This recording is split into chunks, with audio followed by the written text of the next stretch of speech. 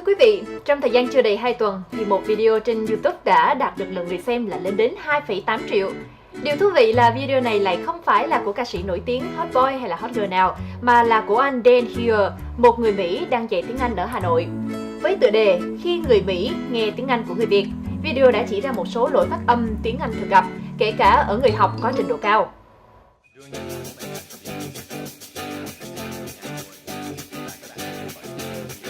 Let's see. How much that is cost? Nhớ này. How much that is cost?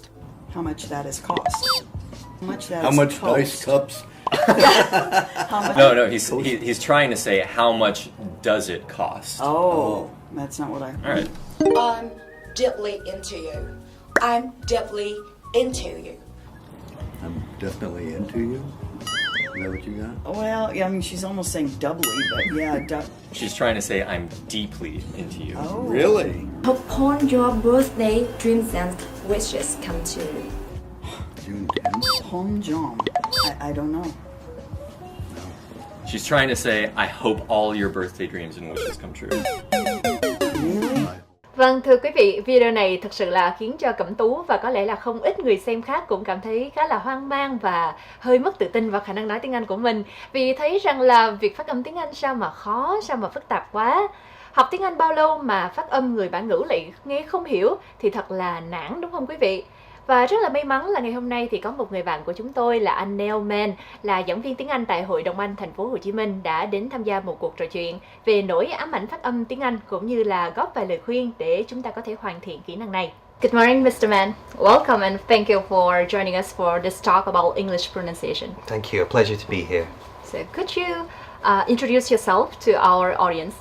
My name is Neil Mann. I'm the senior teacher for adults at the British Council in Ho Chi Minh City. I've been living in Vietnam on and off for around about 8 years now, both in Ho Chi Minh City and in Hanoi. Thanks. So let's begin. But before we start, could you do me a favor? Of course. Could you ask my smartphone to show me some photos of dogs? Okay. You know, the smartphone seems to hate me. Whenever I try to find some photos of dogs, it just showed me ducks. Show me pictures of dogs. Well, you made it!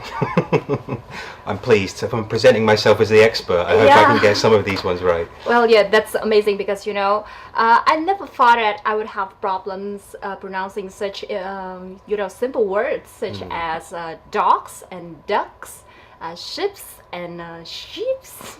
Well, one of the interesting things about why kind of Vietnamese learners often have problems with Vietnamese, with English pronunciation, is that the languages are just so different. You know, I mean, English comes from a kind of Euro-Indo-European kind of family of languages, whereas Vietnamese comes from a more kind of Sino-Asian kind of family of languages, and the rules and the conventions of Vietnamese pronunciation and English pronunciation are so fundamentally different that's why many Vietnamese learners do have such problems. Even with things that you think must be quite simple, there can still be issues with them. Yeah, I also found out that it's not only my problem, but the problem of many English learners. So let's watch this video with me. A sheep on a sheep. A sheep on a sheep. A sheep on a sheep. A sheep on the sheep. A sheep on a sheep.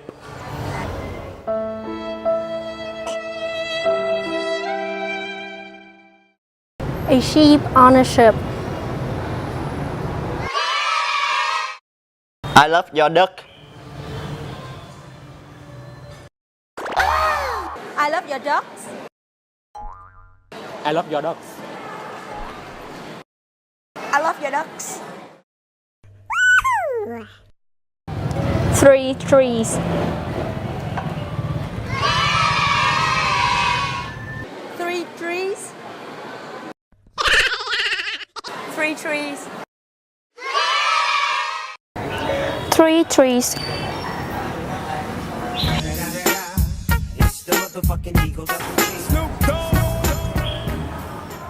And now I'm really nervous because have I made a lot of pronunciation mistakes so far? I think your pronunciation has been very, very good so far. I'm very impressed. Thank you so much. It's nice to hear.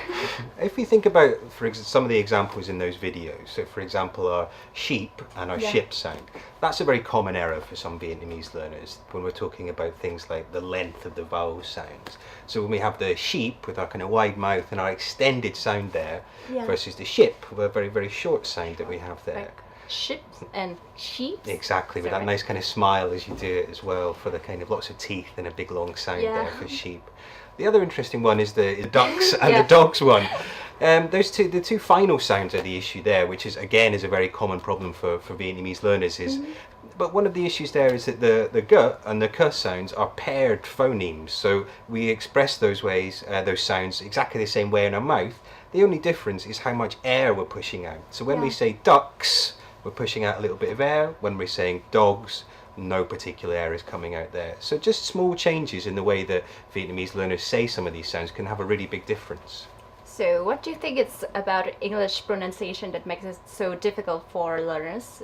Is it because it has no rules? There are rules. I guess people aren't so familiar with them, which is maybe the problem. I think the first thing to think about is that they are very different in their rhythm and their timing, English and Vietnamese. Vietnamese is what we call a syllable-timed language, whereby when you add more syllables to a sentence, the length of the sentence increases. English, on the other hand, is a stress-timed language, and that means that the only really important words in the sentence are the stressed words, the words that give us meaning.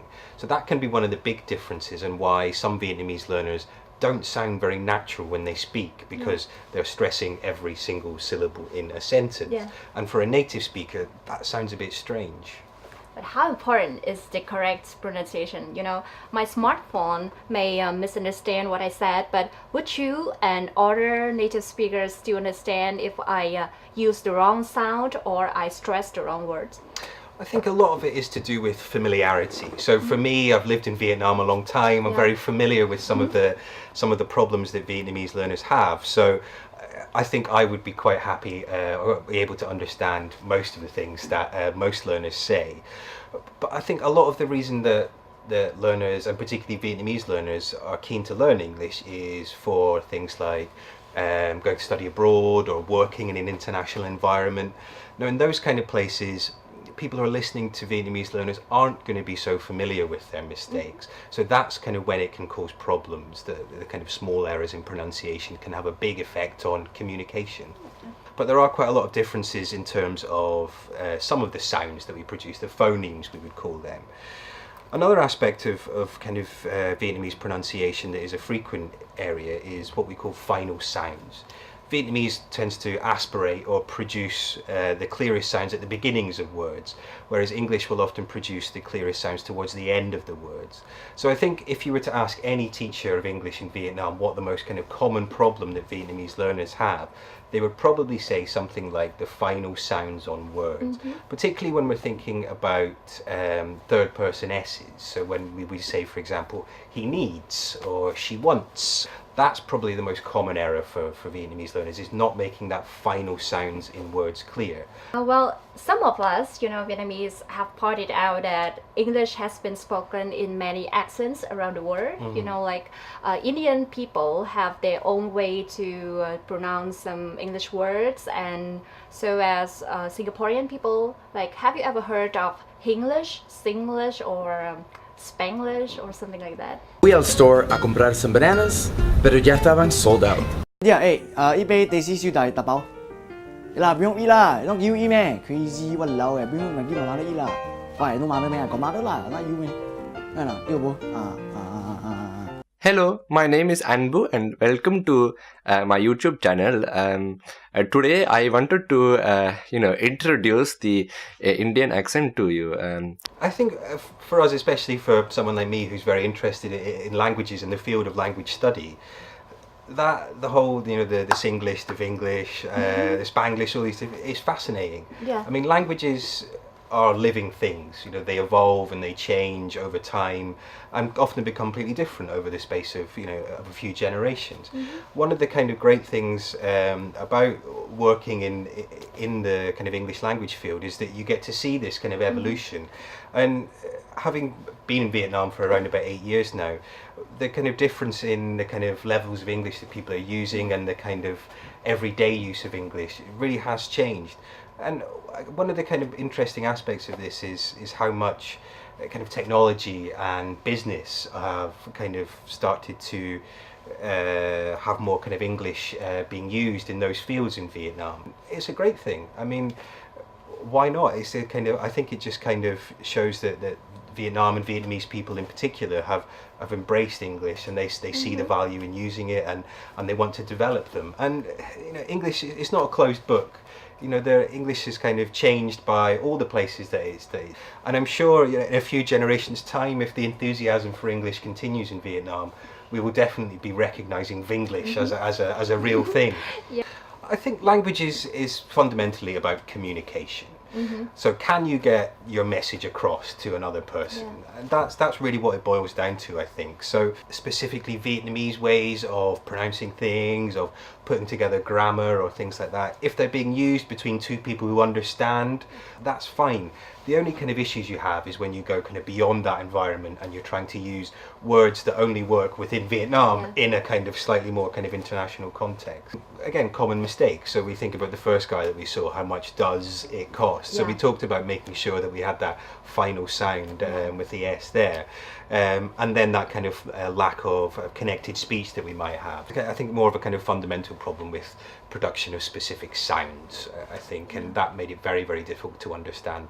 To say that when you're first learning English, you're first learning about pronunciation, you should be focusing on the sounds, the specific phonemes and the specific way that your mouth makes these different sounds. What we would say for more kind of advanced learners and learners who've been interacting with English for a fairly long time is that they should be focusing much more on what we call the features of pronunciation. So these are things like stress and connected speech and intonation and that sort of thing. So a lot of the kind of pronunciation teaching depends where you are on your journey in English. You know, when you're first starting out, you should be focusing much more on individual sounds and words, and then as you progress, thinking about a bit more about kind of pronunciation over sentence level. So Just mentioned connected speech. I guess that's a problem for many Vietnamese when speaking English.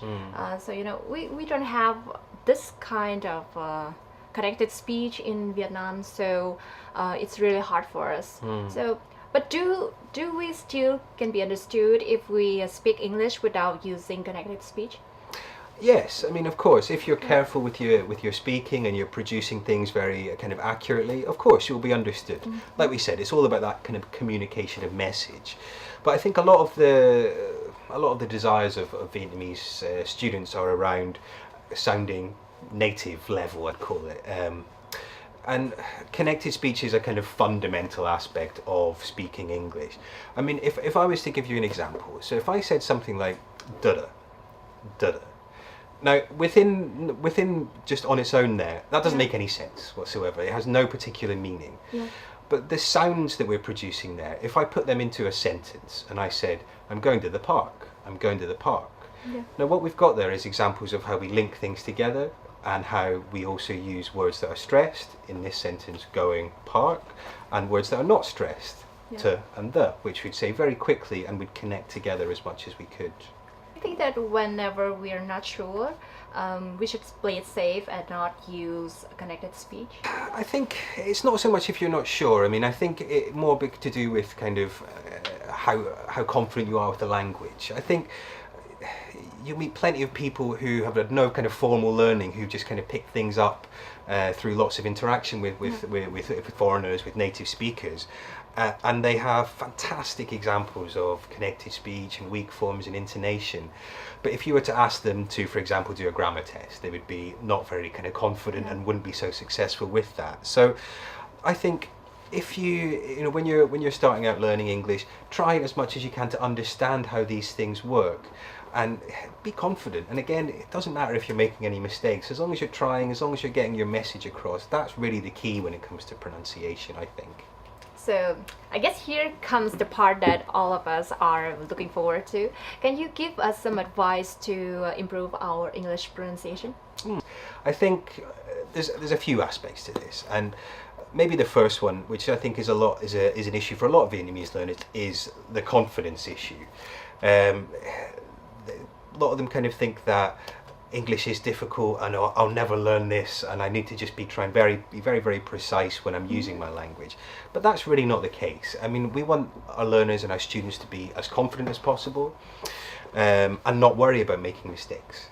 The second thing I think would be to use the language as much as you can. It sounds like a crazy bit of advice, but when, for example, learners are using videos like that, it's much more of a passive way of learning. They're just listening to somebody producing different sounds, producing different words, which is fine. You know, it's good for your listening and so on.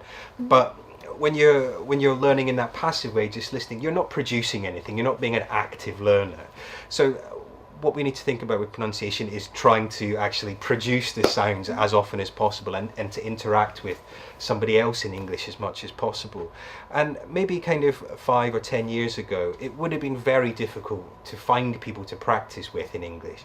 But these days, I mean, there's such a big drive for English in Vietnam that there are people and students and business people and things like that who are all learning, and we get asked all the time, well, who can I practice my speaking or pronunciation with? We talked a little bit about kind of stress. I think that would be one of the key things for Vietnamese learners to get their heads around. So moving away from every word being clear and pronounced clearly as it is in Vietnamese, to understanding that in English only the words that carry meaning are important. And that when we have those words that carry that meaning, we say them clearly, we have that slightly longer length in the syllables of them, and everything else isn't particularly important. What we call the functional or grammatical words. So, Thank you so much for your great advice, and I believe that they will help our audience a lot in improving their English pronunciation. So before this show is over, would you like to say something to our audience? Well, I mean, I think my big thing, and I've said a couple of times, is that one of the great things about being in Vietnam is how much of a focus Vietnam and Vietnamese people have on education. And obviously English education is one of the big aspects of that. So I would say that be confident with your English, don't worry about making mistakes, and just as much as you can, just try to interact with English as a language. We're very lucky now in Vietnam in that we can access lots of different movies and television and music and radio shows. So do try to interact with English as much as you can, even if all it is listening to Taylor Swift for 3 minutes when you get home, or watching American Idol, or anything, even stuff like that can help you to improve your English on a kind of everyday basis. So that's it for today. Once again, thank you so much for joining us in the show. Thank you too. Thưa quý vị, chúng ta vừa có một cuộc trò chuyện rất là lý thú về vấn đề học phát âm tiếng Anh cùng với thầy Neil Mann. Và Cẩm Tú tin rằng là trong lúc trao đổi với thầy thì chắc chắn là Cẩm Tú cũng đã không tránh khỏi việc mắc những cái lỗi phát âm. Nhưng mà như cuộc trò chuyện đã cho thấy thì chúng ta luôn có thể rèn luyện để phát âm ngày càng chuẩn hơn và hay hơn, đúng không ạ? Và những lời khuyên của thầy Mann thì chắc chắn là sẽ rất là có ích cho quý vị khán giả cũng như là chính bản thân Cẩm Tú trong quá trình này. Và đến đây thì thời lượng của chương trình cũng đã hết. Mời quý vị truy cập vào báo Thanh Niên theo địa chỉ thanhniên.vn và đăng ký kênh YouTube của báo Thanh Niên để xem những chương trình khác cũng như là để cập nhật những thông tin mới nhất. Và bây giờ thì Cẩm Tú xin chào tạm biệt và hẹn gặp lại quý vị.